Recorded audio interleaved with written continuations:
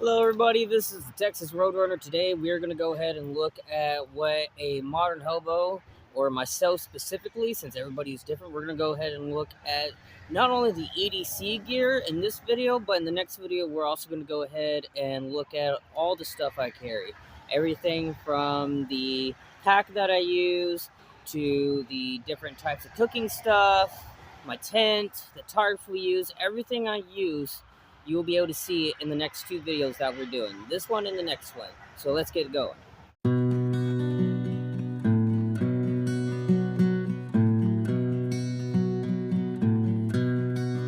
Where are the blue skies we used to know? Lost in the yellow haze when the wind don't blow. Crystal clear waterways used to flow. Gone with the Indian and buffalo.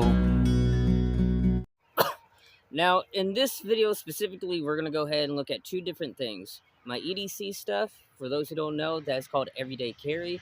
And then we're also going to go ahead and look at my clothes, because I also believe that is a very important aspect of your E.D.C. How you're able to carry everything that you consider E.D.C. depends on what it is that you wear every day. For the most part, I always have combat boots on. I always wear either combat fatigues or I'm wearing jeans like I am now. I also usually wear just a plain shirt of sorts. Right now I got Def Leppard on. And then I always have a bandana of sorts, usually either a red or a black color. And then around my neck right now, get this out of the way, I do carry certain tools with me. We got a water spigot key. We have two different fire cerium rods, a whistle, and then a striker that also has a can opener on it. And then I also have multiple hats on me. So I do have this hat right here. This is a green mission hat. A viewer of mine gave this to me recently over in Indiana, as well as several other things that I've been using. And then I believe that's basically it for now. Oh, almost forgot. I do have a vest. This is what I consider my rail vest. So we got my Tiers Union 63 patch on here. We also have the patches of my first two rail companies I ever rode, A&R Railroad right here, and then Texas Southeastern, both of Angelina County. And then I have a BNSF patch. Eventually, my idea is that I'm going to try to get every patch of every company that I rode when I was riding the rails on my vest to show what companies I have ridden with. Alright, so the first part of our actual E.D.C, I'm going to show you guys what I carry in my M65 field jacket. First off, this is actually the civilian version of the M65. This is, I believe, made in China, but it gets the job done pretty well. Comes with the liner and everything. I got this for, well, it was 90 bucks, but I got it as a gift during Christmas. The reason why I still keep the M65 with me is due to the fact that, let's say, for example, if me and the pups were walking around trying to find some work and somebody found my jungle and took everything that I had left at camp, I would have to rely on my M65 to be basically either my blanket in a way, which I've done multiple times over the years, or to act as a pillow or bedding, really, if you're doing bivouac camping. So I always keep this even during the summertime. Always keep it with me just in case. So first off, probably the most important thing. It's not the full Bible, but it is the New Testament Bible. This was given to me by James from Waypoint. I keep this right here. That's how much it means to me. And then, let's see, down here, y'all might recognize this. For those who watches James' more recent videos on hoboing, y'all might recognize this. This is the Boy Scouts of America First Aid Kit. This is, I want to say, from the either early or mid 1930s. When James did his video on the subject, he actually had to get two cans to be able to get everything. So he ended up giving me one of the cans. Usually it has a like a belt hook on the back, but I don't know. I guess the thing must have fell off, and I don't know what happened to the loop on it. And the back of the instructions, I get so sweaty when I'm out here. The back of the instructions are basically wiped off, but the front of the first aid kit is still here, and the contents of the kit, which I will be showing in a future video. I really don't feel like opening that right now. They're all brand new. I do regularly update and clean all my medical equipment and gear.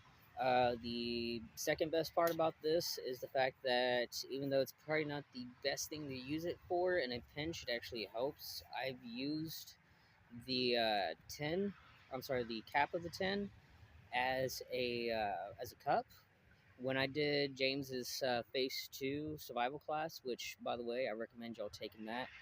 I had to bring my meds with me, so I used the cap of my first aid kit here as a cup because we were only allowed to bring certain stuff.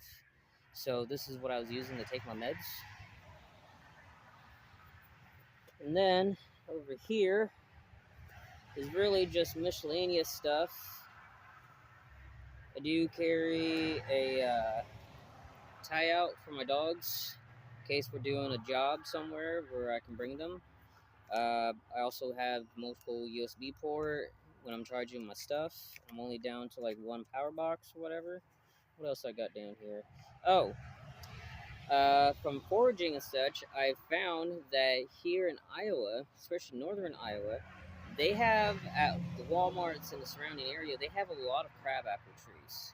There's actually some around here right now. So I've been collecting crab apples. These are really, really good. I like these a lot. Love them, love them, love them, love them. Now, the one thing that I didn't put on but should be mentioned is normally under here, under my vest, actually, I normally have my East German strict tarn jacket on. I didn't want to put it on because it's actually pretty hot out here right now. It is probably in the mid to upper 80s, which I don't really, unless I'm out walking, I don't feel like putting that on right now. But that usually has, I carry a Prince Albert and a can survival tin I built after getting the idea from James. So I might show that off in a future video, never know. The bandana serves a lot of purposes, as a lot of people know. This is probably the most iconic symbol of a hobo, along with the bedroll or the bindle on a stick. A lot of people always wonder, hey, why did back then, and even still to this day, why do you guys carry bandanas around your neck? Well, in the old days, especially when, excuse me, especially when steam was still the main locomotive pulling the trains, if you were to go through a tunnel or whatever, the exhaust, so to speak, I'm probably saying this wrong, but the exhaust from the locomotive, all that smoke and soot coming from the engine can get into your lungs. And people have been known to die from it. So if you keep your face covered like this, it's not the best there is, but it can actually go over and cover your face and probably give you a better chance. Other reasons why you would want to carry it, I mean, if you have a bindle already, uh, if that bandana breaks, you can always use this, but at the same time, people have to remember the bandanas at that time. I've showed in a past video about 3 or 4 years ago, and I might do another video on this again. There's the bandanas at that time were the dimensions were 42 by 42. So we're looking at 4 of these bandanas forming a big giant square into one big bandana. And that's what they were actually using back then. And then this one right here, I believe, is either a 12 by 12 or a 14 by 14. This is your standard bandana you can get at Walmart. Now, as for the vest, like I said, it's mainly just for my patches and such. Um, at the same time, it actually does help me stay warm in certain cases. If it does get to the point where it's probably about between the upper 40s to the lower to mid 70s, and I have my M65 and my strict tarn jacket on, the vest itself can actually help keep most of that heat in the middle of my body. Especially with it being mainly black, it can actually help attract that heat. The other thing is down below, if you want to see here I have a pocket here and a pocket right here. This pocket right here, I normally keep plantain in. And then this pocket over here is just mainly for whatever I can fit in there, a multi-tool and a few other things. Alright, so next I'm going to show you guys mainly what I carry in the pockets of my pants. That's actually where a lot of the stuff I use is mainly located at. So let's look at it. Alright, so first off, in my left pocket, the jeans first off that I wear, they're from a company I think called Lee or something like that. I'm not really familiar with the companies that make them other than Wrangler. But the ones I have on right now are very, how do you put it, roomy, so to speak. So I can fit quite a bit of items just in my front pockets alone, plus my back left. First off, though, I do carry multiple chargers. I have the main phone that I'm using right now to record this. This is mainly for YouTube recordings and stuff like that. And then everything else related to a phone, like phone calls and text messages and stuff like that, or even Facebook, believe it or not, I do it here on this phone right here. I go through US Seller, and my plan is only $25 a month, and I have it paid off for like the next, I think for the rest of this year. I got it paid off. So this basically frees up the space I need in order to record and edit videos. I can actually do it on this phone, and then everything else will be on this one. Next items for fire. So I mentioned I have a couple of fire cerium rods. I also carry two lighters with me. Now you can get a pack, a 7-pack of, I'm not actually sure how to pronounce it, but this company right here, you can get a 7-pack of this for like $2.97 at Dollar General, and they're actually pretty much worth it. Carry a Sharpie. I still put my moniker on freight cars and under bridges and stuff like that. This right here is a Leatherman multi-tool. This was a gift from my dad, one of his own, and I use this regularly when I'm trying to do bushcrafting and carvings and stuff like that, or if I had to go and cut up some clothing or whatever to make patches for other clothing I'm wearing, I use this. And then I have a very good pocket knife from Ozark Trail. Not the best out there. I got this from a survival kit, which I actually have the video recorded. I did a review on that, just haven't had the chance to edit it yet. But you get the pretty good sharp knife or blade, and then you also have the window smasher, which I've tried those out before and they actually work, and then you got your seatbelt cutter. Last but not least, well, actually, I got two more items right here. From that same survival kit, you'll get a spork of sorts, which this actually works pretty well. It comes with a knife on the back. And then, let's see, what else does it have? It also has a whistle.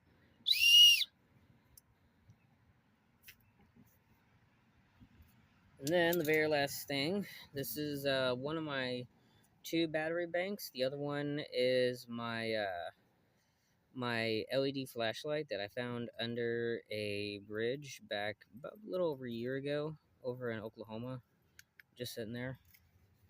So that's what I keep in my front left pocket. Now in my back left pocket, let's see what I got.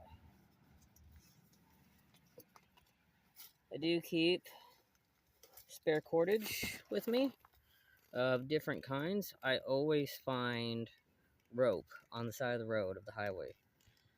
Sometimes I'll even find duct tape, rolls of duct tape. I don't know why. It's the weirdest thing. You can literally walk on the side of the highway and find so much stuff: rope, duct tape, I found people's phones and wallets, which I do return.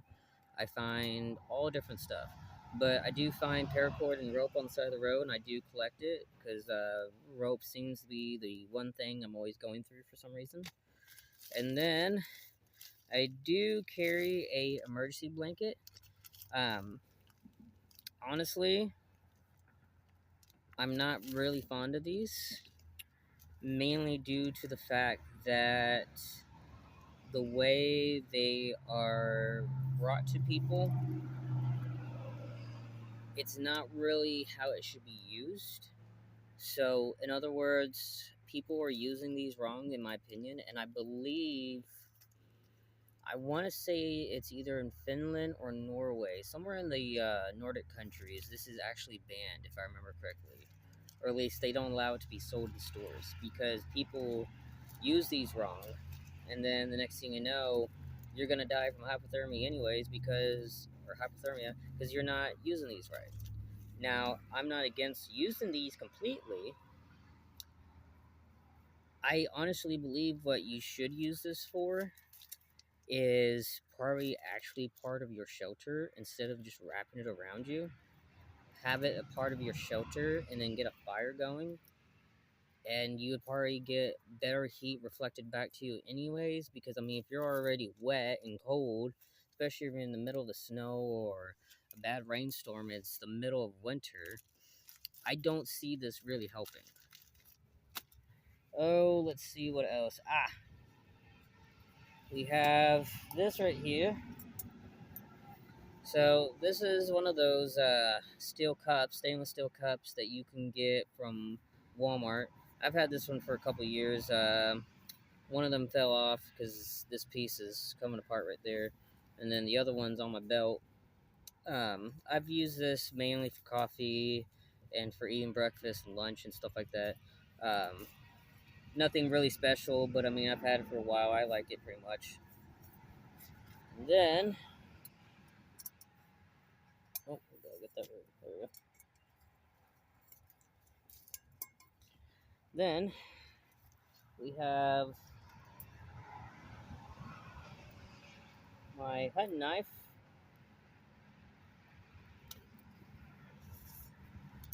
So this is a Masio Overwatch hunting knife.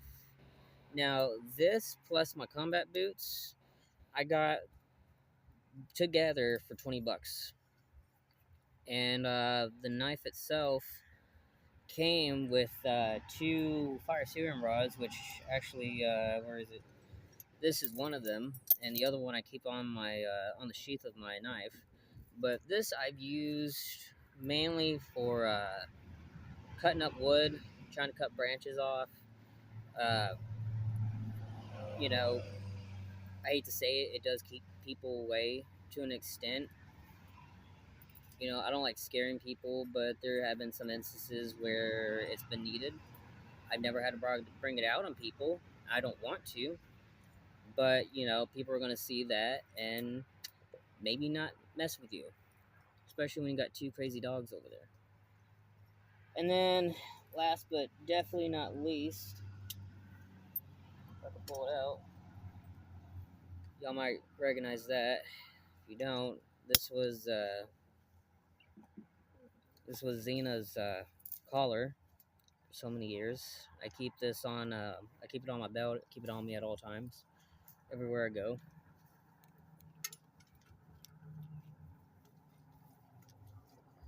Now while we're here, I'm not gonna actually show you the whole thing, but I just realized my strict tarn jacket's right here.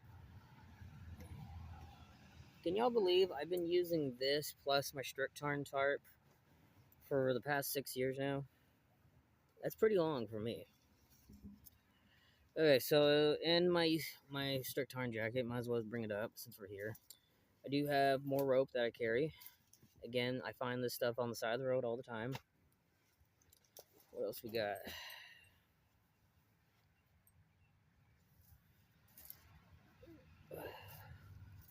Carry different salt and peppers and sugars on me when I'm out cooking or whatever. I'll grab them from fast food joints. And then on the other side, here it is. So this is the Prince Albert in a can little outdoor kit that I made. Keep duct tape on the outside of it, and then mainly just filled with like fire starting and cordage and some other stuff. I'll do a complete future video on that. So I got more? Yes, I do. And then, just for the heck of it, we do have an extra bandana. So that is basically everything I carry on a E.D.C basis. You know, my stuff, it might seem to be, how do you put it? It might seem that I don't carry enough, but honestly, I believe it's personal preference. And I look at it this way. There's an old saying from a YouTuber who died not too long ago that I loved watching. Uh, his phrase was, the more you know, the less you carry. The less you know, the more you carry. So, in other words, you know, even if I'm not carrying like my Tucker bag of food, I know what foods I know, like plantain and berries, and I know how to fish and hunt and stuff like that. So it's not the end of the world for me. Eventually, I think what I would do, and I've been trying to invest in this if I can, I might get a mini water sawyer, whatever they call those mini water purifiers, the one that can go around your neck. I might get one of those and keep it under my vest or my jacket or whatever. My first aid kit does have water purification tablets and the iodine tablets that go with it. Um, Outside of that, I don't really think there's anything else to discuss. That's basically everything I carry, you know? So, anyways, I do hope you guys enjoyed the video. If you can, please comment, like, and subscribe. Go ahead and share the video. Tell me what you think. If you got any questions, go ahead and ask. I would love to hear what you guys got to say. Thank you, and I'll see you later. Peace.